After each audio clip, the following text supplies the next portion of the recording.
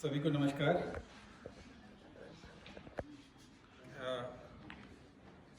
एक इतनी अच्छी कहानी हमारे अजय भैया ने सुनाई, तो एक छोटा सा मैसेज देकर हम लोग सबका धन्यवाद करें। आपको मालूम है कि 20वीं सदी में सबसे वेस्टर्न वर्ल्ड में जो एक बहुत पॉपुलर दार्शनिक हुए, उनका नाम है जीन पॉल सार्त्र। एक बहुत बड़ी दार्शनिक हुए बेटा, और उन्होंने एक थ्योरी दी थी, थ्योरी ऑफ चॉइस, चुनने का अधिकार। और इस थ्योरी को इतना पॉपुलर हुई दुनिया में कि उनको एक बड़ा सम्मान मिला। इसके लिए वो विशेष रूप से जाने गए। और चुनने के अधिकार में बस इतना है कि जो मनुष्य है शायद उसको अपनी क्षमताओं का एहसास नहीं। इसको समझाने के लिए हमेशा मैं अपनी जो नई कहानी गढ़ता हूँ वो सरल भाषा में है कि हम और आपने सबने अपने आसपास गली मोहल्ले में बहुत सारे जानवर देखे होंगे। हमारे पास बिल्ली है, कुत्ता है, और जब हम उस बिल्ली के बच्चे को गोद में लेके हाथ से सहलाते हैं तो बहुत अच्छा लगता है।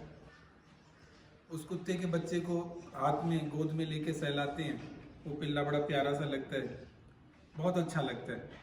वो हमारे कहीं हाथ में चाट भी जाए, कहीं और कुछ करे तो हमें तकलीफ नहीं होती, अच्छा लगता है। उसको हम इतना प्यार करते हैं। वो बिल्ली का बच्चा हो, कुत्ते का बच्चा हो, हिरण का बच्चा हो, गाय का बच्चा हो, कोई भी जानवर का बच्चा हो। और उसको गोद में लेने के बाद हम लोगों ने एक बात कभी नहीं की, उसको गोद में लेने के बाद हम लोगों ने कभी उससे प्रश्न नहीं किया कि बच्चे तुम बड़े होकर क्या बनोगे। कभी ऐसा सोचा या किया आप लोगों ने कि किसी कुत्ते के बच्चे को, पिल्ले को जो गोद में लिया हो और उससे पूछा हो कि बेटा बड़े होकर क्या बनोगे? क्योंकि हमको मालूम है उसका भविष्य तय है। वो चाहता है तो भी कुछ नहीं कर सकता, उसका भविष्य तय है। लेकिन जो मनुष्य होता है उसके लिए घटना है।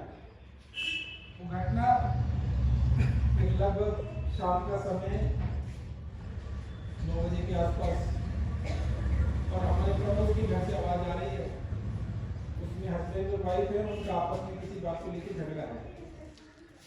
तो हम लोग पड़ोसी होने के नाते उनके घर में जाते हैं और उनसे पूछते हैं कि आप लोग तो समझदार हैं, पढ़े लिखे हैं, आप किस बात पे झगड़ा कर रहे हैं? तो श्रीमान जी ने कहा कि मेरे और मेरी पत्नी के विचार नहीं मिल रहे। तो हमने पूछा किस विषय पे लेकर नहीं मिल रहे विचार? तो पति ने कहा कि देखो, मैं कहता हूँ कि हमें अपने बच्चे को डॉक्टर बनाना चाहिए, एक सोफिस्टिकेटेड तरीके से समाज की सेवा करेगा, सम्मान से जीवन जिएगा, और वो अच्छा है। लेकिन पत्नी कहती है कि नहीं, मुझे तो अपने बच्चे को एक इंजीनियर बनाना है। आज का समय इंजीनियर का है, डॉक्टर का नहीं। और वो ऐसा बड़ा काम करेगा, कुछ नई दिशाएं देगा। तो इस बात को लेकर हम दोनों का झगड़ा हो रहा है। तो हमने कहा उनसे कि ऐसा करो, समझदार लोग वो होते हैं जो झगड़ा नहीं करते, उस बच्चे से पूछना चाहिए वो क्या बनना चाहता है। तो उस बच्चे को लेके आओ, उससे बात करते हैं। उन्होंने कहा कि बच्चा तो अभी हमारा पैदा ही नहीं हुआ। ठीक है, क्या सीखा इससे हमने? जानवर का बच्चा गोद में है, सामने है, तब भी हम उससे नहीं पूछते कि तुम क्या बनना चाहते हो। मनुष्य का बच्चा भी पैदा भी नहीं हुआ, उससे पहले हम डिसाइड कर रहे हैं कि वो क्या बनेगा।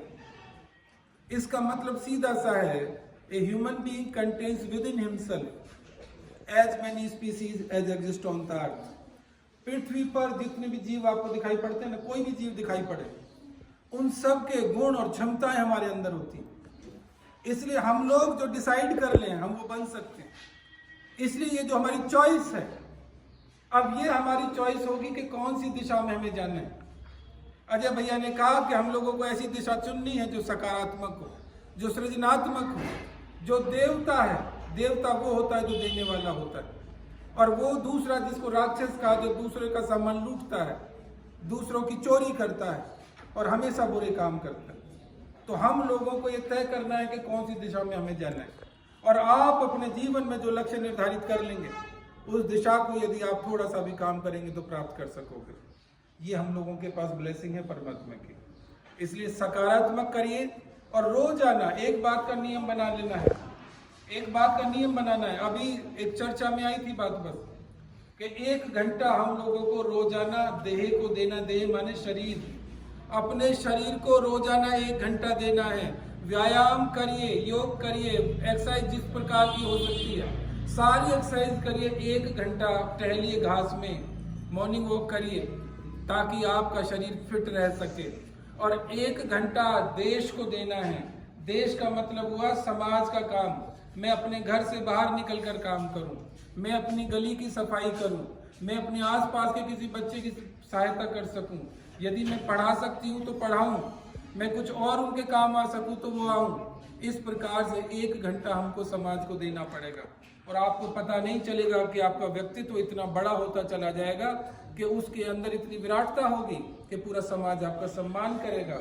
और फिर तुम जो पढ़ाई करोगे वो अच्छी होगी, तुम कोई भी काम के लिए आगे बढ़ोगे तो वो अच्छा होने वाला है।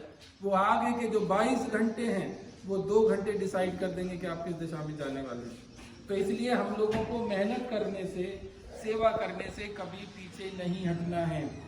और जब तुम अपनी गली की सफाई करोगे, जब तुम किसी दूसरे साथी जिस पे पेन पेंसिल नहीं उनको दोगे तो तुम्हारे और लोग तुम्हें चिढ़ा सकते हैं, देखो कितना बेकार है गली में झाड़ू लगा रहा है। तो शर्माने की जरूरत नहीं है। अच्छे काम में कभी शर्म नहीं होनी चाहिए, बुरे काम में शर्म होनी चाहिए। इसलिए बुरा काम कोई भी है उसमें शर्माओ, अच्छे काम के लिए बढ़ो, आगे बढ़ो। और आज 1 हो कल 2 भी बढ़ोगे, कल 4 बढ़ोगे। और इस तरह से हमारा समाज बढ़ेगा। जब ऐसे होगा तब लगेगा कि हम भारत के बच्चे हैं, सबसे सुंदर हैं, सच्चे हैं। और जब भारत के बच्चे ऐसे हो जाएंगे तो भारत को विश्व गुरु बनने से कोई नहीं रोक सकता। तो ऐसी क्षमताओं के लिए, ऐसी दिशाओं के लिए हम लोग काम करेंगे। और आज हम जो इस विद्यालय में आए, हमारे पास असरारिया वैली हाई स्कूल है। इस असरारिया वैली हाई स्कूल के सभी प्रबंधकों का, अध्यापक अध्यापिकाओं का, बच्चों का और जो भी साथी जो पानी पिला रहे हैं, चाय की व्यवस्था कर रहे हैं, उन सब का हम लोग धन्यवाद करते हैं। हमारे भाई संजीव परिहार जी हैं, हमारे यहाँ के और जो साथी हैं किश्तवाड़ के, जिनके मैं नाम भी नहीं जानता हूँ, उन सब का हम साधुवाद देते हैं कि उन्होंने हम भारतवर्ष से सब लोगों को बुलाया, आमंत्रित किया। और हमेशा जितना हमसे बन सकेगा आगे भी यहाँ जुड़ेंगे और कोशिश करेंगे कि कम से कम 200 से 250 लोगों का एक शिविर यहाँ पर हम लोग 7 दिन का करें, जिससे किश्तवाड़ को एक नई दिशा, नई ऊर्जा और व्यवस्था मिले। और साथ के साथ हम निवेदन करेंगे संजीव भाई आपसे और सभी साथियों से कि जो भी हमारे शिविर भारत के अलग राज्यों में हों, वहाँ पर इन सब बच्चों को यहाँ से लेकर आएँ। कम से कम किश्तवाड़ से 11 से 12 बच्चे हर शिविर में पहुँचें, बदल बदल के। तो इन लोगों को दुनिया और देश के बारे में पता लगेगा कि नई दिशाएं क्या हैं, इनमें क्षमताएं भी विकसित होंगी और एक ऐसा किश्तवाड़ बनेगा जो कि अपने आप में मजबूती के लिए, ईमानदारी के लिए और काम के लिए जाना जाएगा। सबका बहुत बहुत साधुवाद। जय हिंद, जय भारत।